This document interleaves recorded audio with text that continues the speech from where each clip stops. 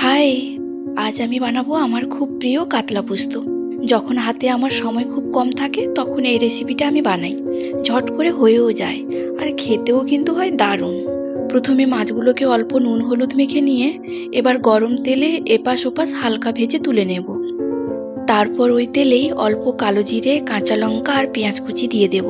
পেঁয়াজটাকে একটু লালচে করে ভেজে নিয়ে দিয়ে দেব টমেটো কুচি, পরিমাণ মতো লবণ, হলুদ গুঁড়ো আর একটু লঙ্কার গুঁড়ো দিয়ে টমেটোটা সফট হয়ে যাওয়া পর্যন্ত ভালো করে ভেজে নেব। এরপর এতে দেব পোস্ত কাঁচা লঙ্কা বাটা। পোস্ত বাটাটা দিয়ে ভালো করে কষিয়ে নেব তেল ছাড়া পর্যন্ত।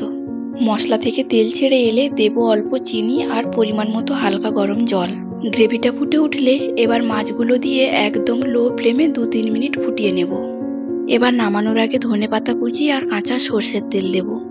এইভাবে রান্না করে গরম গরম ভাতের সাথে খাবেন, দারুণ লাগে খেতে।